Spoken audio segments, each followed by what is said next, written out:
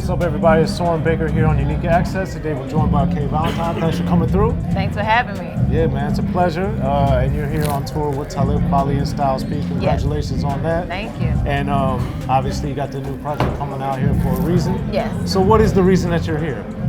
I'm here to inspire. I'm here to convey a message via hip hop. I'm here to lift. I'm here to assist, and I'm here to provide, to fill the void. You know, that's present right now in hip hop. And what void is there? The void. You gotta hear the album, then you'll know. You'll be fulfilled. You'll be like, this is what I've been missing. Well, that's real. It's out there already. Yes. So with that one, it's interesting too because I thought that song was powerful in the sense that it's talking about real, like a more of an emotional connection as opposed to strictly a physical one. Oh yeah. So for you, why was it important to kind of make that distinction and talk about relationships on a deeper level? Because love to me is that connection. To me, love is something that you can't see. You can only feel it. You know what I mean? And so when I think of love, I don't think of anything physical. And I think it's important because right now, like this day and age, it's popular to be unbothered. And a lot of people brag about their ability to be able to cut people off or fall back. And I just think it's something so strong and so organic about, you know, somebody who's able to love and real love. And that's what I wanted to speak about. Okay. And how does that fit in with the rest of the album, conceptually and thematically? I mean, the entire body of work, I speak of faith, I touch on love, I speak about struggle, I speak about growth. So it kind of all ties in. It's nothing on that album that, you know, you won't be able to relate to in some sense, you know what I mean? So, or some aspect. Okay.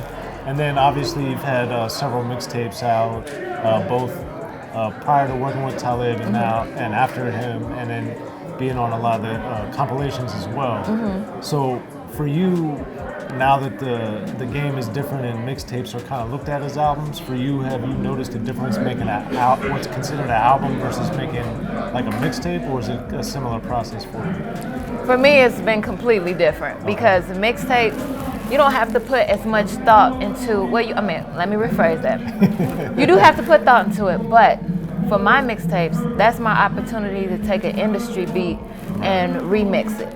Okay. You know what I mean? With my album, everything is completely, so with a mixtape, when I said you don't have to put as much thought. Like $1 Million Baby, for instance, you did that several times. And it's like basically if you have an industry beat, I pretty much I write my verses based off what the original song was about. Right. So I don't have to come up with a concept. Okay. Whereas with my album, all original beats, I had to come up with all the concepts. You know what I mean? It's more work. I have to put more into it. So it's more special to me.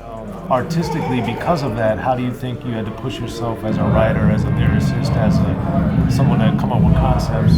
Oh, I had to push myself, you know, much more than I have to with a mixtape because the concepts aren't there. And so it's like everything it's almost like going to the store and getting graham cracker crust versus staying at home, getting the flour, the eggs, and making you some homemade crust. You know what I'm saying? They both taste good, but one was already, you know, pretty much made for you. You know what I mean? This one, you feel it, you put more effort into it, so it's like, you know, it's a little bit more, you put your blood, sweat, tears. Some of you know how they be like, girl, you put your foot in it when it's good. Yeah, so, you know. And then how would you say, because another song on Here For A Reason is Atlanta. So how does that fit into all that?